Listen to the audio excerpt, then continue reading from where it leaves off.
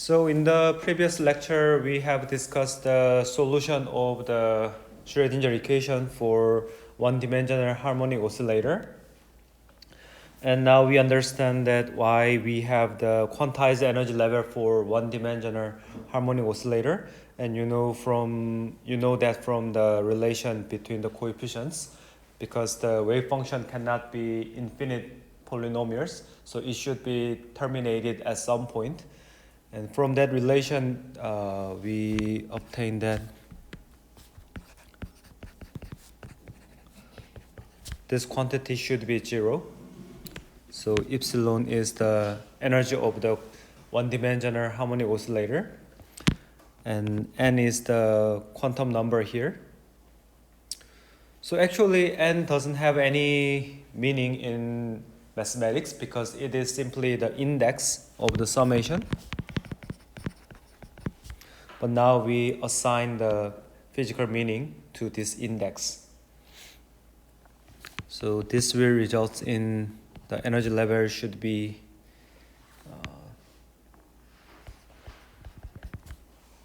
2n plus 1. But this energy, the unitless energy, is defined as the 2e divided by h bar omega. So that's why we have the such weird energy expression for one-dimensional harmonic oscillator system.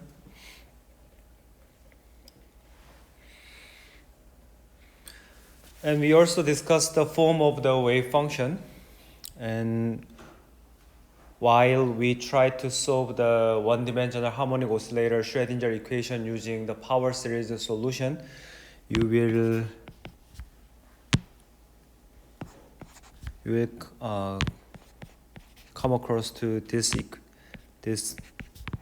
differential equation.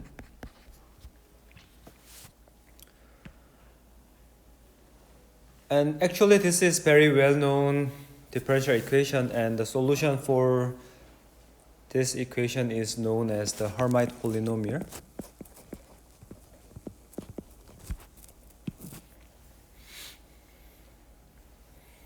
So that's why we have the wave function for the one-dimensional harmonic oscillator is the exponential term, the Gaussian term multiplied by Harmonic polynomial.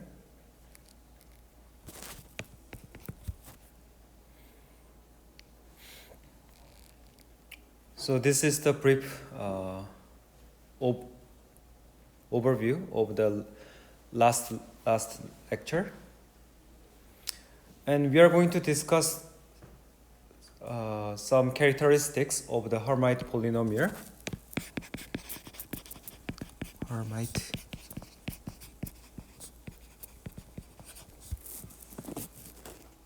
So it is simply the finite polynomials that result from the above procedure, and we are going to use the index v, which is the vibrational quantum number, and this is also the degree of the polynomial. So in general, we are going to write hb with the variable c, and we are going to write down the first few Harmonic polynomials. So h0, this should be just a constant. The first order Harmonic polynomial is 2c. Second order Harmonic polynomial is something like this.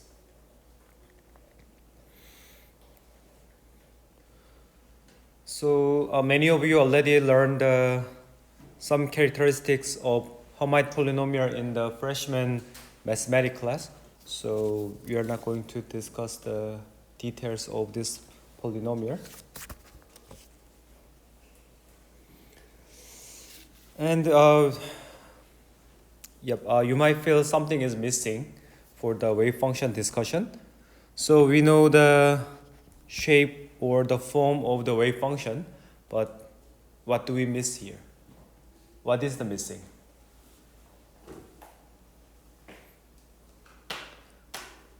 So we haven't discussed the normalization condition for this wave function, right? So this function is not normalized yet. So we are going to discuss the normalization condition and the orthogonality property of this wave function. So let's move on to the next page. Okay, so let's discuss the orthogonality first.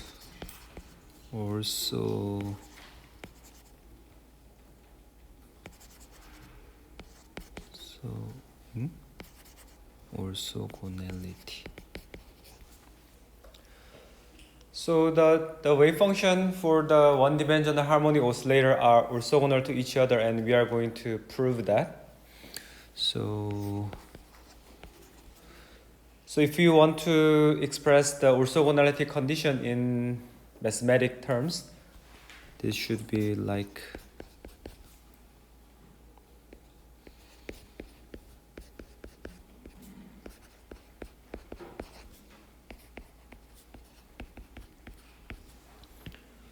so if you have a solution with a different vibrational quantum number, V here and V prime here, V and V prime here,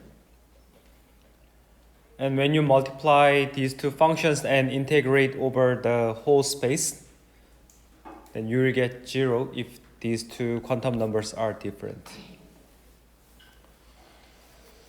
So we are going to prove that first. So first, let's explicitly state the form of the wave function.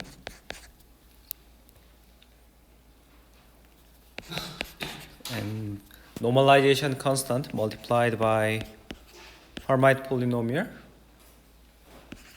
and exponential Gaussian term.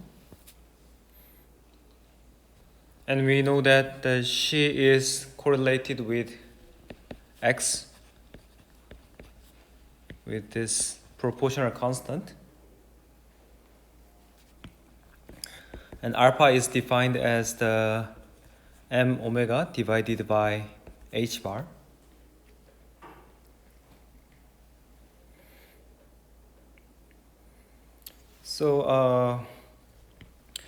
So b and v prime might be confusing, so let's replace this expression with n and m because they are they are clearer than b and v prime.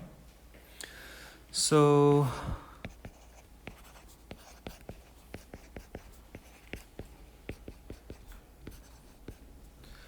we want to show that this integral should be 0 for different n and m.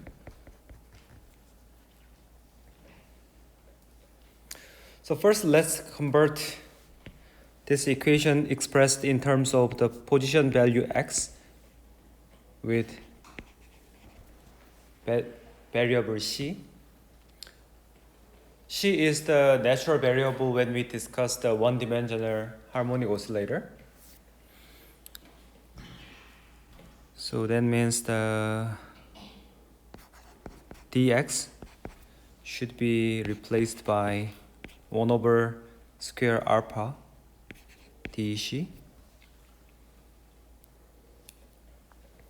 So that means c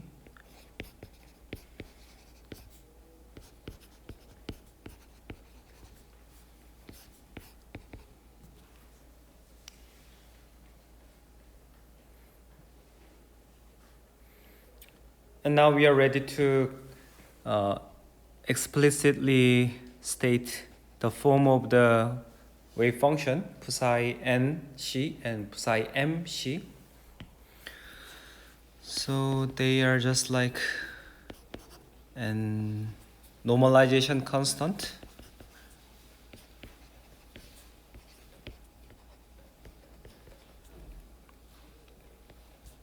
So this corresponds to the psi n. And psi m also can be expressed like this.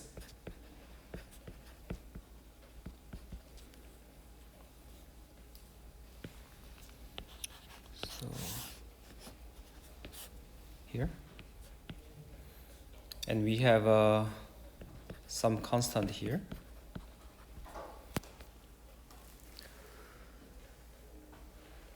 So let's take these constants, these two normalization constant and some one proportional constant out of the integral.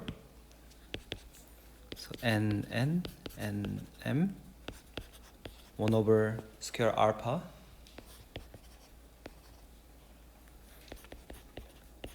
eight. So nth order Harmonic polynomial multiplied by mth order Harmonic polynomial. So these two Gaussian functions can be combined into one Gaussian function, exponential minus c square.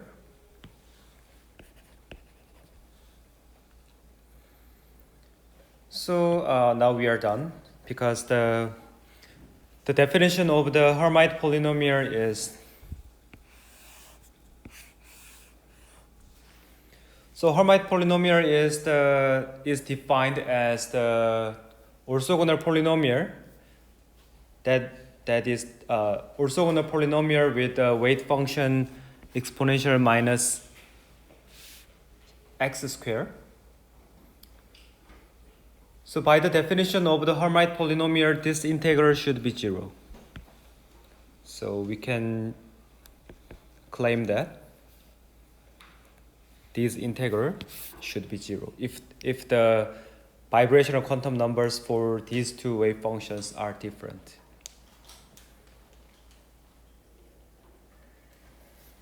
Okay, so orthogonalization condition is quite trivial, and we can discuss that based on the definition of Harmonic polynomial. And let's move on to the normalization.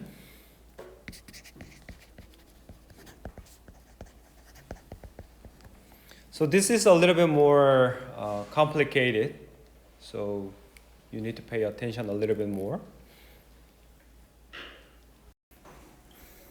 Okay. So we want to obtain the normalization condition, and psi n psi m dx. And we can convert the expression given in the x. We can convert this expression with the variable c. So n and m.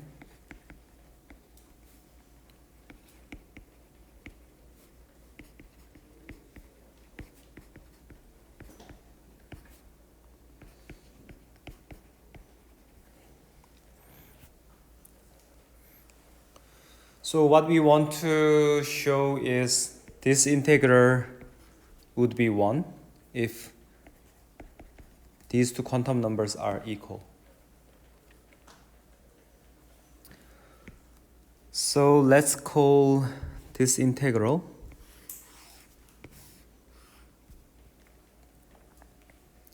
I n m. So integral for quantum number n and m.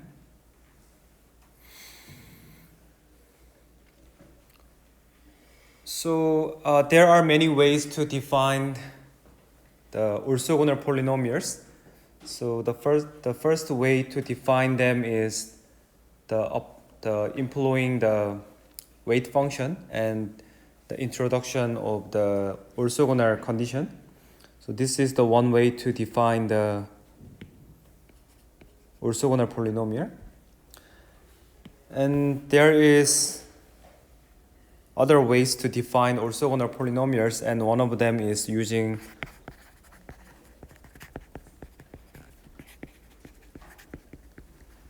generating function. So the generation function for Harmonic polynomial looks like this.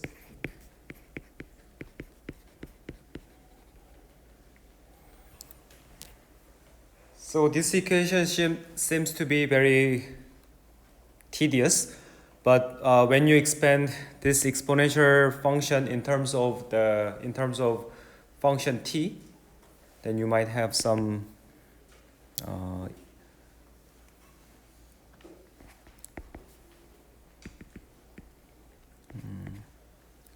C0 epsilon t plus something like this, right?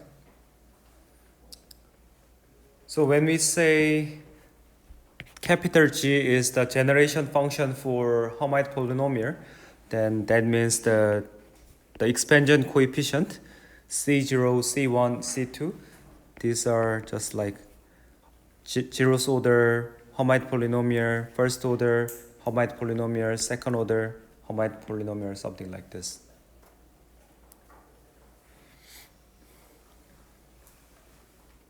Okay. And anyway, we are going to use the generation function to calculate the integral. So let's say we want to calculate the integral over the whole space.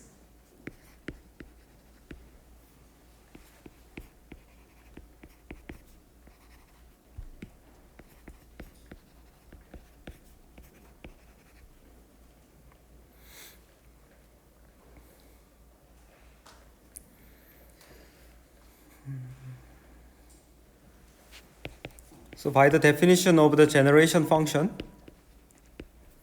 these two functions can be expanded with the expansion variable t,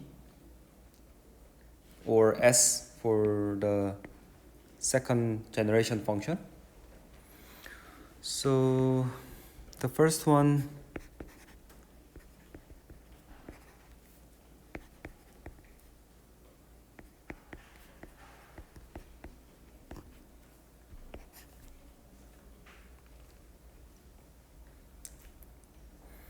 so this is simply the expansion of the generation function using Harmonic polynomial.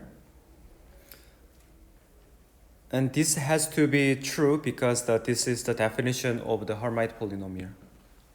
And we can write the same expression for the second generation function.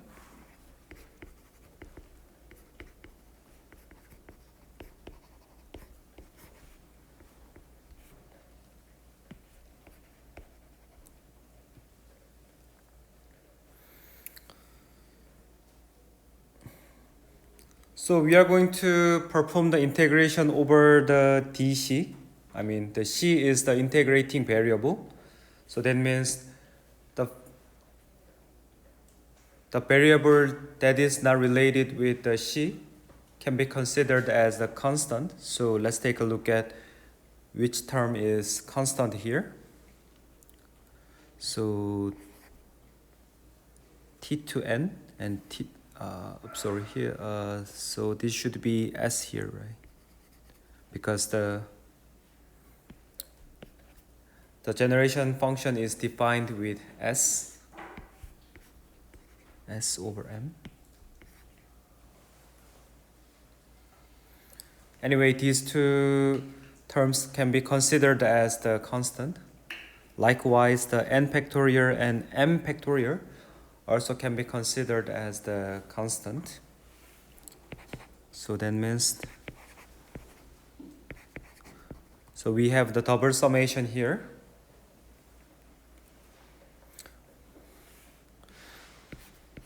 N factorial, m factorial, tn sm. And now we have the integration.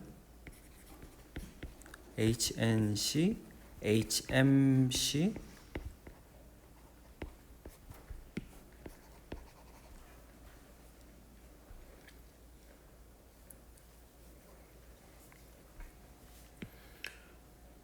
So also I might have to mention that we can exchange the order of the performing integration and performing the summation, because these are linear operators, so it doesn't really matter which one performed first. So you might realize that this integral is I and m, right? So we defined here in this blue box this integral as I and m, and we have exactly the same form here, the yellow box. Oops, sorry. Yellow box here. They are exactly the same.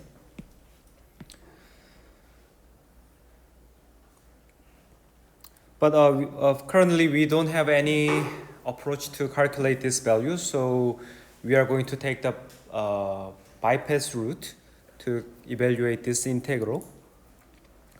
So one way to approach this integral is, so we can directly evaluate this integral, and let's compare the final result with this I and m. So ITS, another way to express integral expression ITS is we can just use the definition of the generation function. So exponential minus c square, and this yellow part is exponential minus t square plus 2tc. And what about the green generation function? So this is defined with s. So exponential minus s square plus 2sc. And integration is still performed over whole space of c.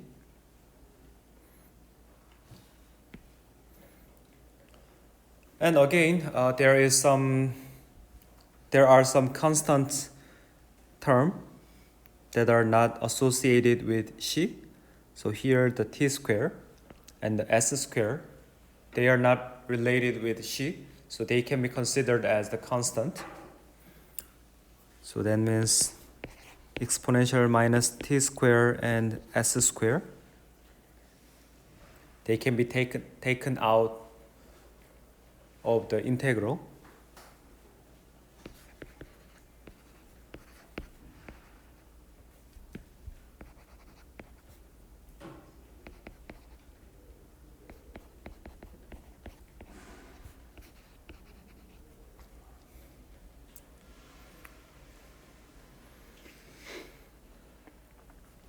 So let's take a look at this tedious integration equation. And even though it seems very tedious, but you might realize that this is the one of the Gaussian function, right? This has the exponential term here, and we have the minus c square. That means that if we can convert this second order polynomial into the complete second order terms, such as like if you have like x squared plus 2x, then you can express this equation like something like this, right?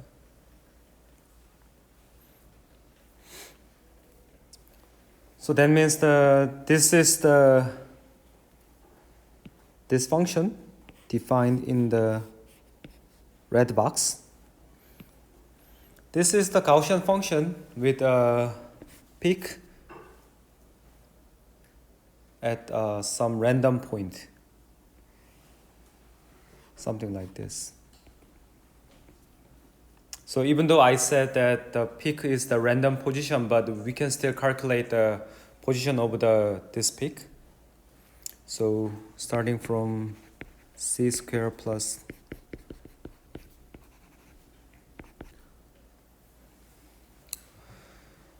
So this can be expressed like minus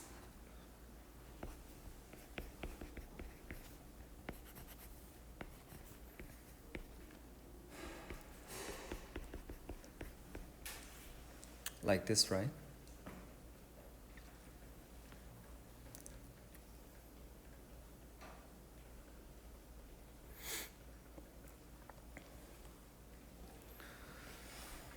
So again, we have the term that can be considered as the constant, this term.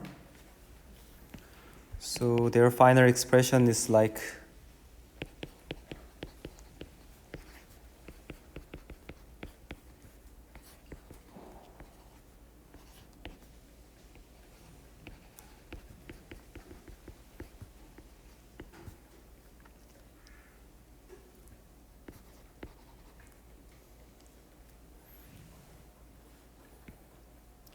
so actually over the C space, the peak position is T plus S.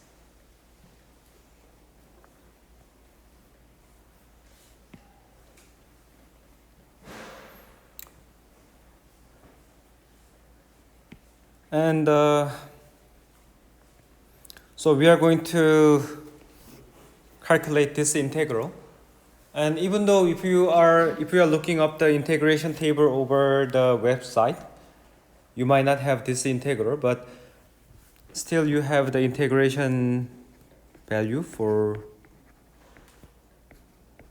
this one because they have the same value. The expression on the left, this is simply the horizontal shift of the right expression, right? So we are going to integrate over the whole space, which means from the negative infinity to the positive infinity. That means the area of these two curves should be same, right?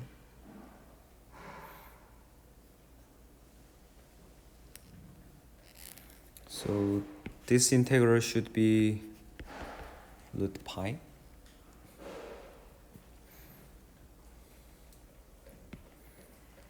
And what about these exponential terms? So they can be simplified as 2ts, right? Because we have the t square and s square for the second term. So even though this equation seems to be very tedious, but the final expression is rather simple.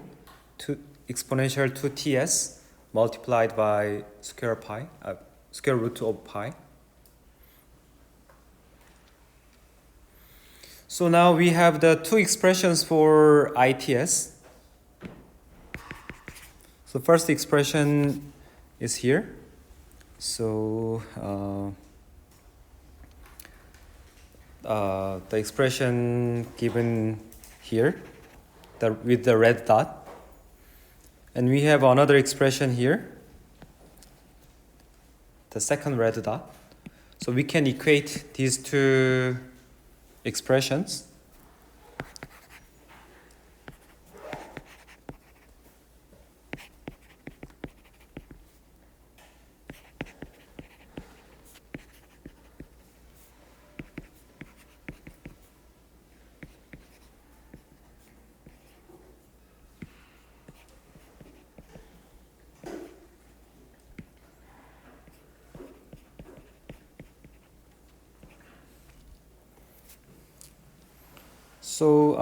So I just bring the first expression here, and the second expression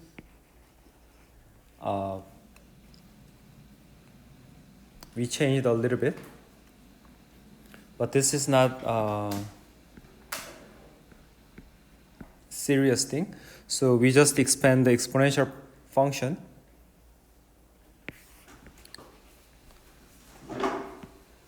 So it is the very, very well-known power series of the exponential function.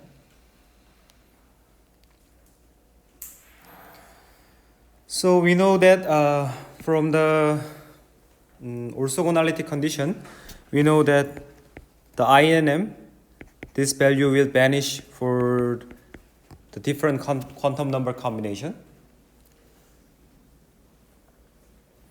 So that means the left hand side should be reduced to the single summation, right? We don't need double summation for here.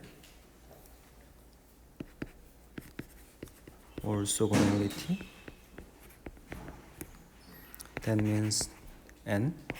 We need only one expansion variable. Tn, Sn,Inn. And now we are getting close to what we want.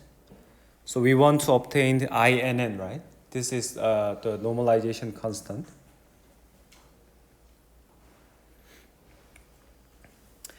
And we need to compare the red box, these two red boxes.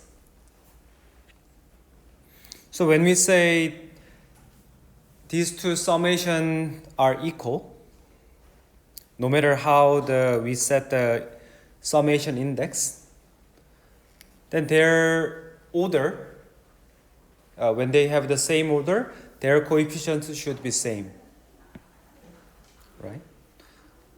So that means so actually that we can just replace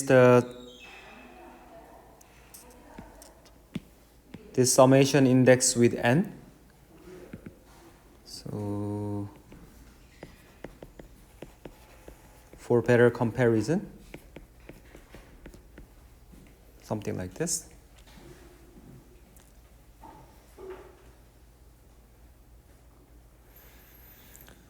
So in this case, the Inn should be, we need 2n here, right? Because the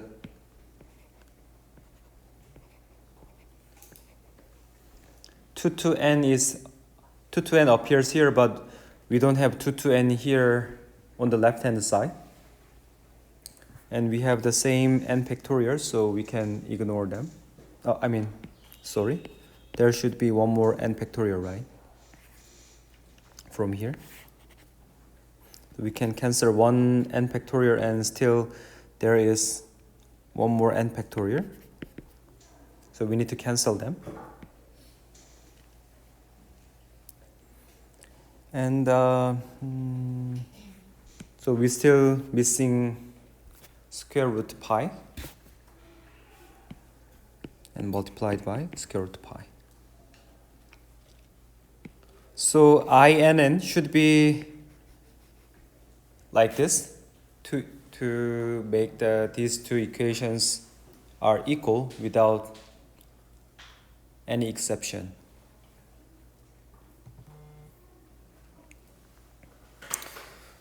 So Inn is actually let's go up here.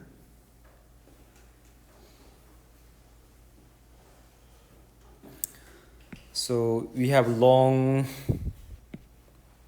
way to here, and actually Inn is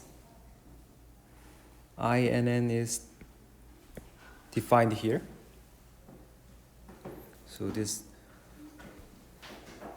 when we say for the equal quantum number, then n square, the square of the normalization constant, and multiplied by Inn. And we cannot miss this guy. 1 over square root alpha. They should be 1. And we know that Inn is the 2n n factorial multiplied by square root alpha. So now we are getting close. So that means the normalization constant n should be 2n n factorial over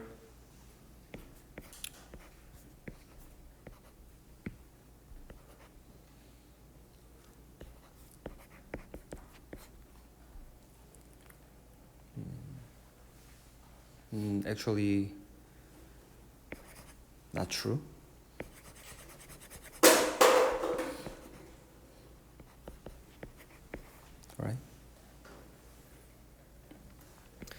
And we want to take the square root for this one. Then that means the normalization constant should be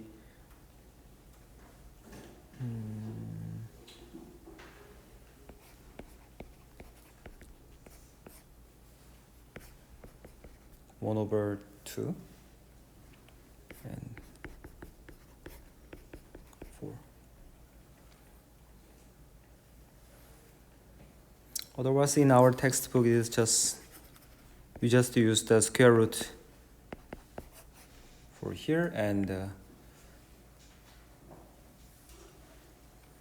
so such weird expression comes from the definition of the Harmonic polynomials, and you don't really have to memorize them. I mean, once you have the experience in deriving this complicated equation, then you might next time when you see this weird equation, then you can say that I have experience in deriving that, and you can always look up the lecture note. So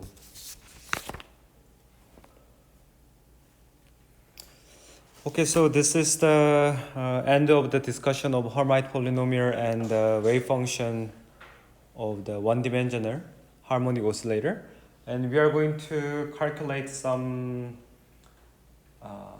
expectation value for one-dimensional harmonic oscillator. So section 5.9 is about the Harmonic polynomials even and odd function. So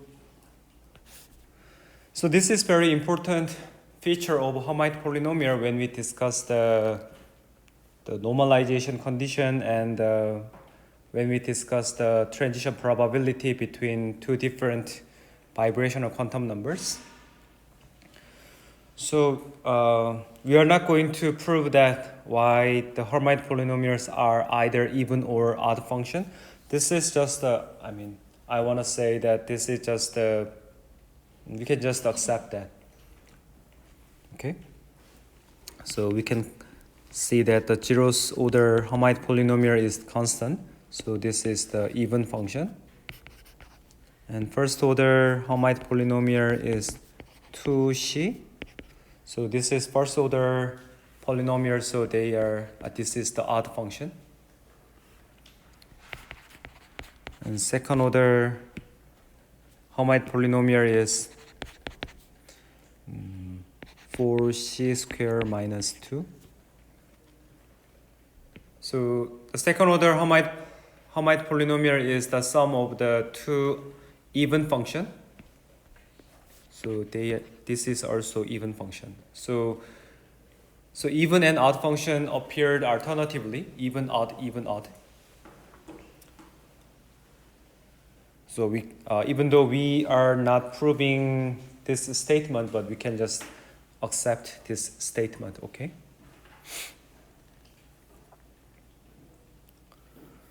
So let's say you might want to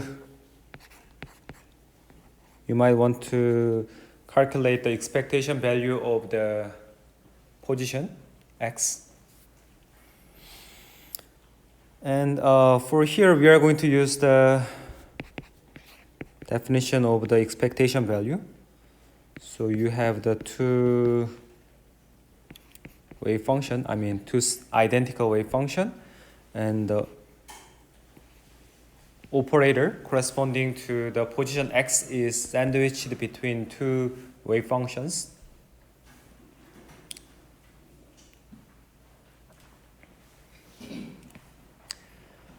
And we know that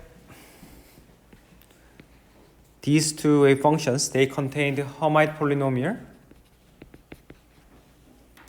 So we are having the multiplication between two Harmonic polynomials. And these two Harmonic polynomials should be identical, right? Because they are the wave function for the same vibrational quantum number. So that means the first case is the odd function multiplied by the same odd function. That should be the even function. And the second case is the even function multiplied by the same even function, then that should be the even function too. So we always have the even function for the multiplication of these two wave functions. But what about this guy? The x here. This is odd function, right? So we have the integration over the whole space for the odd function multiplied by even function. So that means this is simply the whole function is the odd function. So that means we don't really have to perform the explicit calculation for this integral. So we know that this is just 0 based on the function's symmetry.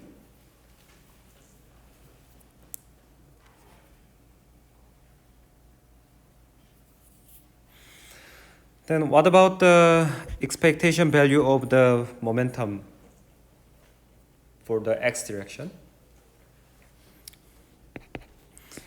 So we can also do the same thing. So the operator corresponding to the momentum in the x direction is minus I h bar d dx. Right? So we are going to follow the very similar logic. So we have the two identical Harmonic polynomial, but now we are going to take the first derivative of that functions. So that means if you have the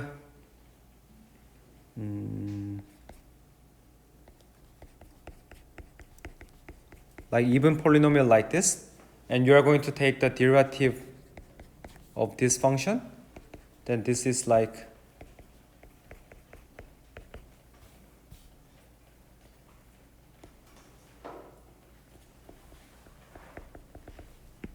right?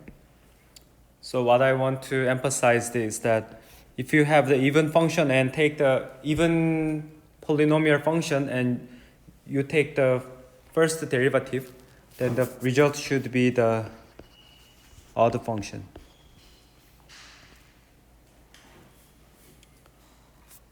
So if the original wave function is the even function, then this integral should be even multiplied by odd function. Or the second possible case is if the original function is the odd function, then the first derivative should be even function. So in both cases, we are going to have the odd function, right? So integration of the odd function for the whole space should be 0. So that is the beauty of the Harmonic polynomial's symmetry.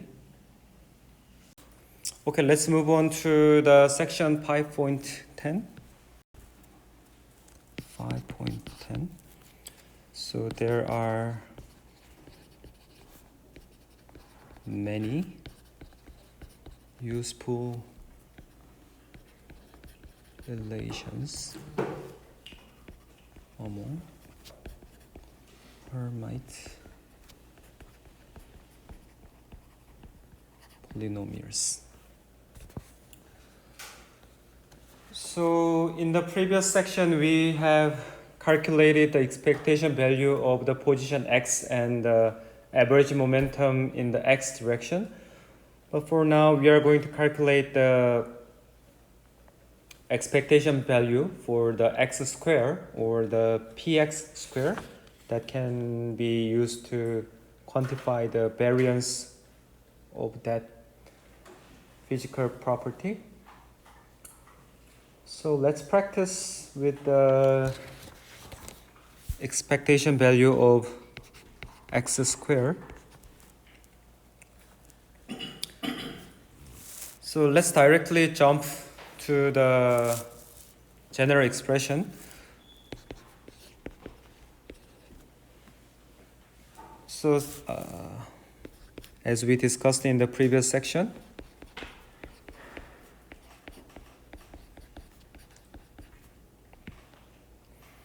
so you might want to ask like this operator shouldn't be sandwiched between the complex conjugate of the wave function and its original form, right? You might want to ask like that. But in the undergraduate quantum chemistry lectures, we don't really consider the case where the wave function is imaginary. So all the wave function in the undergraduate quantum chemistry classes is real. So the complex conjugate doesn't have any meaning on here because we are not discussing the phase here. So let's take a look at how to evaluate this integral. So as I mentioned, you always want to change the variable x to xi because the xi is natural variable. I mean, that it is not the natural variable when we say in the thermodynamics. It is the variable that can be more commonly appearing in the one-dimensional harmonic oscillator than x. So nb square dc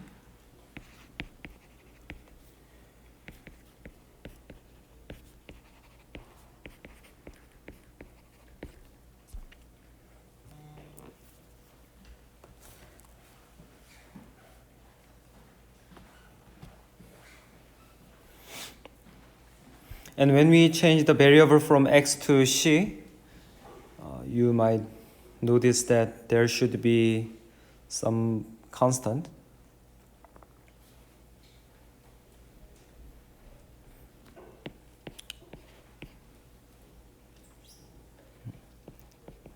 Because we have the when changing x squared to xi squared, we have the 1 over alpha.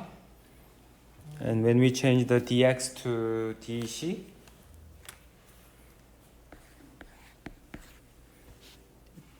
it would be accompanied by 1 over square root of alpha. That's why we have the 1 over alpha 3 to 2.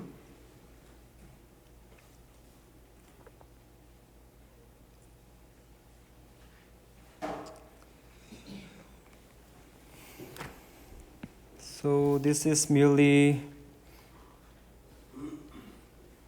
so anyway, we are left with this complicated integral, right? So we need to evaluate them to determine the value of the x squared expectation value. So I just mentioned two ways to define the orthogonal polynomials. The first one is the expansion of the generating function, and the second is the orthogonality condition with the weight function. And the third way to define the orthogonal polynomial is the recursion formula.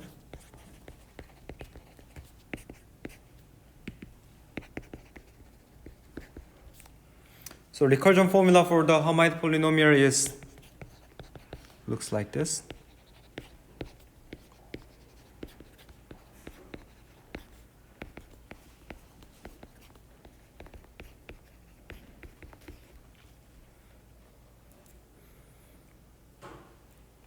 So we are not going to prove this recursion formula, but in the example 5 to 10, you can check that the first few Harmonic polynomials satisfy this recursion formula. So you can start with maybe H2. So in this case, V should be 1. So H2 can be calculated from the 2C H1 plus 2, 1 H0. From this relation, with the assumption that we know that H1 and H0, we can calculate H2. So because H0 is simply 1. H1 is 2C. So that means the second order Harmonic polynomial should be 4C squared minus 2. So this is exactly the same form of the function we discussed in the very first of our lecture. So anyway, the reason why we mentioned this recursion formula suddenly is this equation makes this integration much easier, because we have the very weird term here, c squared, and now we have the not exactly the same form, but we have the very similar form here. So c is multiplied by the Harmonic polynomial. So that means we can change the c squared multiplied by the Harmonic polynomial into simpler terms.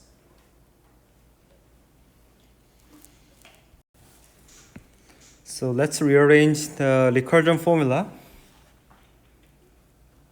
So C, 2C, HV. It should be 2B, HB minus 1 plus HB plus 1, right? I just moved the second term to the right-hand side. And we are going to divide the both sides by 2 and multiplied by C. So C squared and VC C half.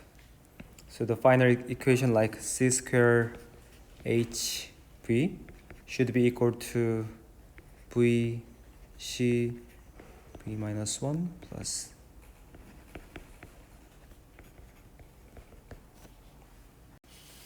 and still we have the very weird term here. So C multiplied by Harmonic polynomial here and here. But now we have the one relation, right? So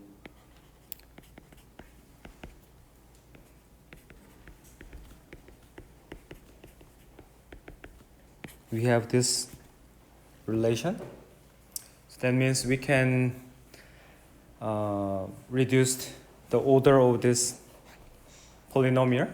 So we don't want to have the c in the integration, because we know that there is the orthogonality condition for the Harmonic polynomial, but this orthogonality condition breaks down when we have the extra term. So actually the CHV minus 1, the green box, this can be expressed as the V minus 1, HV minus 2, right? Because now the V is down to V minus 1. So V minus 1 should be V minus 2, V should be V minus 1. Something like this.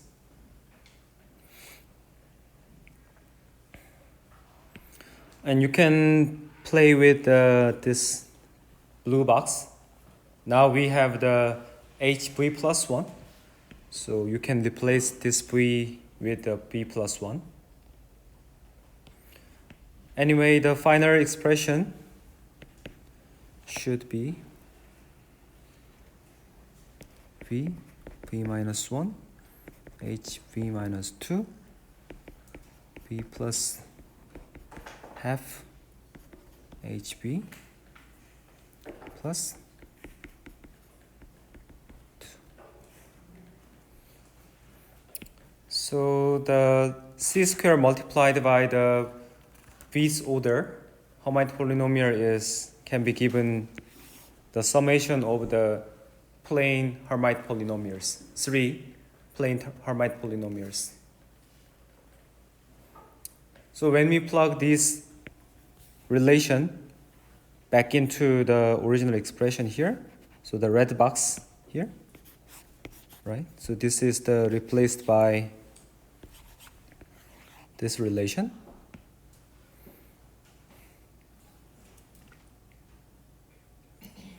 And you will realize that I'm not going to write down the full equation, but so red box starts here.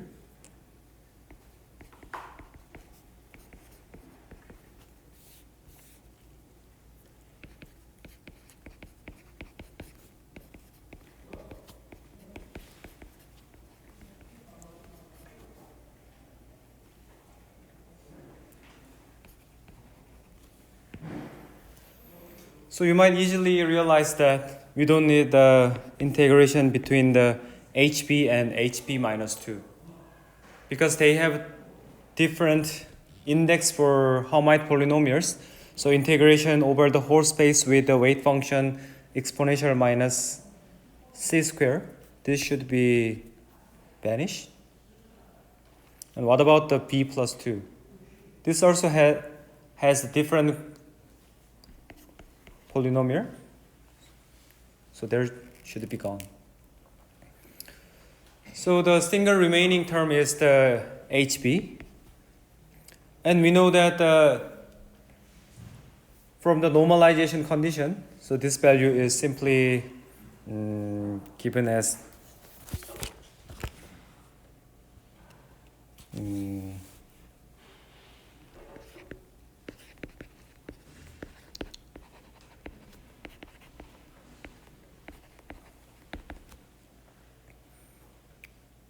so this is simply the square 1 over square root of normalization constant.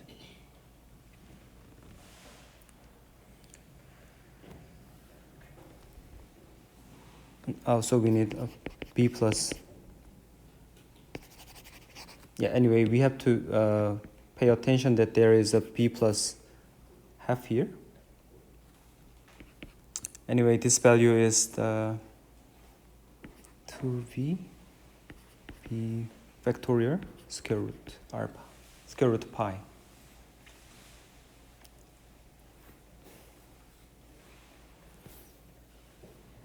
So let's get back to the original equation, and this value, when you do all the dirty math, then the final result should be v plus half.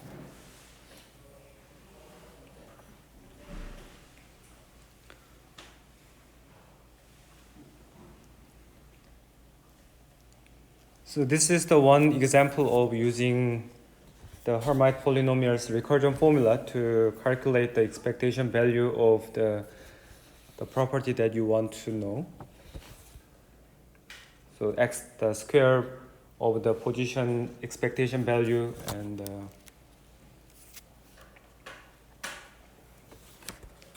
so in the section 5.10 there are many examples of applying this equation. So you might want to calculate there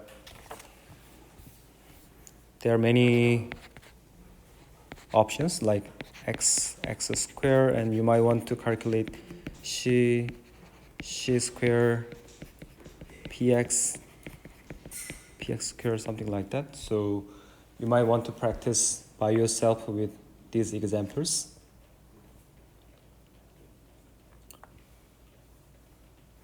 And also, you don't really have to memorize the recursion formula because this is always available on the website. But so even though I think even in the exam you don't really have to memorize that, because I want to teach you the logic of the thinking rather than memorizing the very tedious equation. Okay, let's move on to the section 5.11.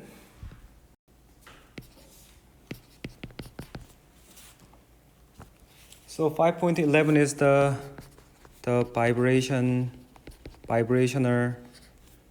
vibrations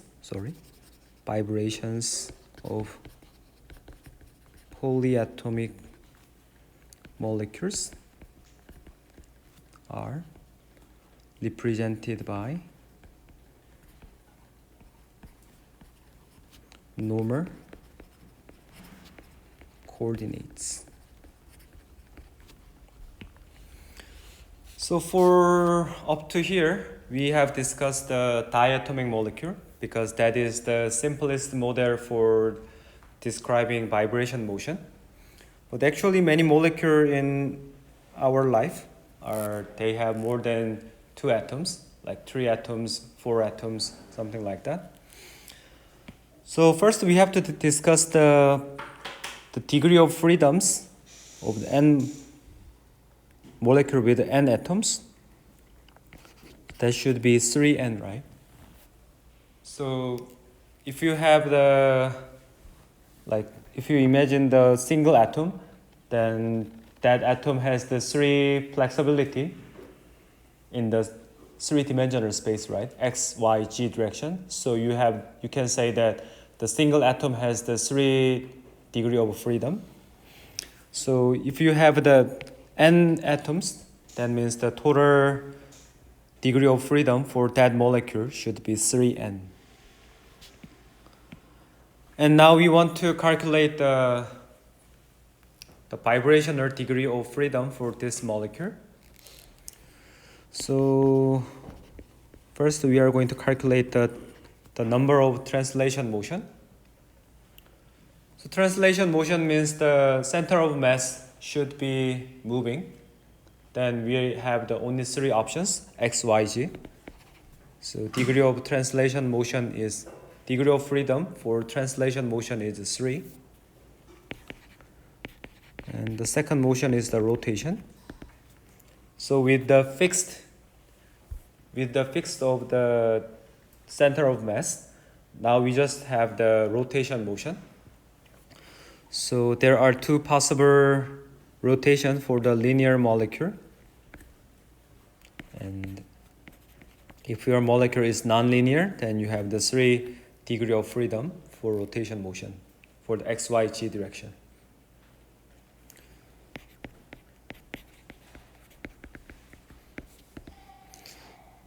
So molecule has only 3 degree of, there are 3 possible motions: translation, rotation, and vibration. And we know that the total degree of freedom should be 3n. Then we don't really have to calculate the degree of freedom for vibration, right? We can just take the difference between the 3n and the sum of the translation and the rotation motion. So for the linear molecule, we say that it has the 3n minus 5 vibration motion and 3n minus 6 vibration motion for the nonlinear molecules.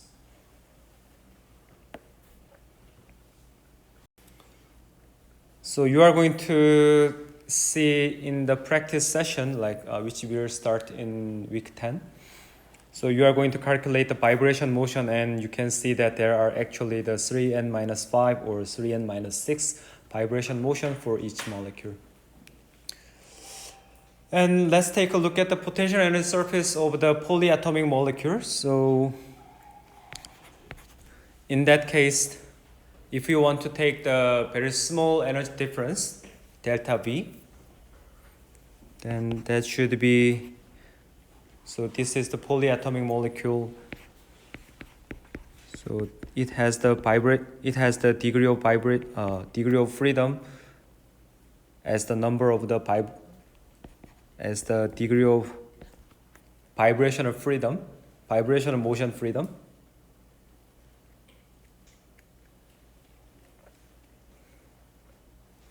And we are interested in the energy difference between this and the equilibrium state.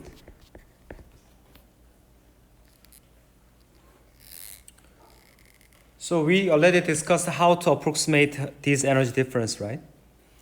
So we can take we can start with the second order term.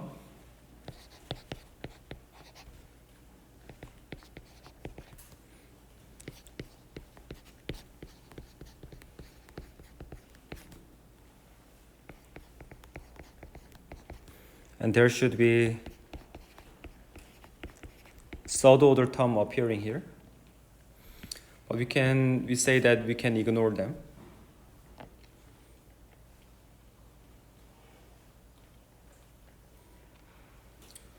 So in the previous lecture and for the diatomic case discussion, we don't really have the partial differential equation because there is a single vibration motion. But now we have the multiple vibration motion. So that's why we have the partial differential equation, a partial differential notation here. So what makes this equation more complicated is the cross term. Because if you have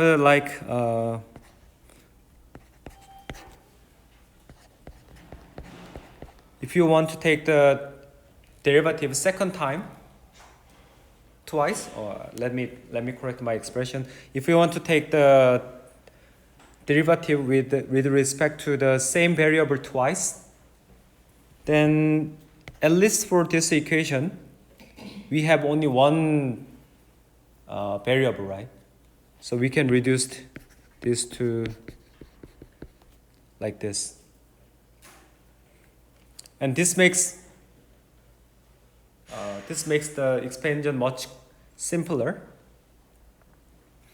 So what makes this equation complicated is the cross term, something like the first derivative with respect to the first motion of vibration and second vibration motion like this. So in this case, we want to eliminate this cross term. And there is a way to eliminate this cross term. So if you think of like this as the matrix, this for the I index and this for the J index. So that means we just want to have the second derivative with the same variable twice. That means we want let's say we want the term on the diagonal only. We want the off diagonal term to be 0 because they are the cross term here. On the diagonal line, the I and J should have the same value, right? So there is a many way to diagonalize the matrix, and we are not going to discuss that techniques here, but if you apply the diagonalization techniques, then we can observe the off diagonal element information to the diagonal term. Like it's the kind of the merging the information. That means can we just merge this information? It shouldn't be, right? So we have to define the new coordinates, and that new coordinates is the Qj. So in the X representation, we have this off diagonal term here and here. But after the diagonalization, you are going to have the new coordinates Q. And we only have the diagonal term here, and every off diagonal term should disappear. So Q is the new coordinate, and this is called normal mode.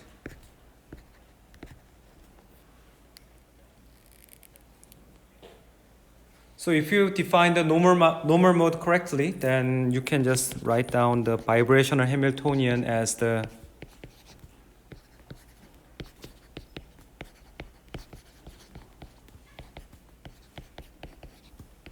new force constant F, capital F, like this. So this is very similar to the one-dimensional X harmonic oscillator, right? But now we are defined the Hamiltonian for the vibrational motion with the normal mode Q. And you might notice that this is simply the summation of the vibrational motion over the each normal mode J. Because we don't have any cross term now, so we can simply take the sum over the individual normal mode. That means the total vibrational Hamiltonian can be separable into the summation of the each normal mode, each vibrational normal mode. So we already discussed in the chapter 2. So you have the three-dimensional box, and we can separate the three-dimensional Hamiltonian into the summation of the three independent Hamiltonian for x, y, g motion. That means the total vibrational energy should be the sum of the each normal mode vibrational energy. That should be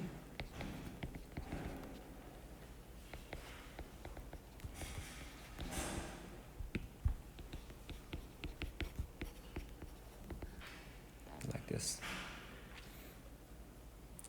So the total vibrational energy is the sum of the each normal mode vibrational energy.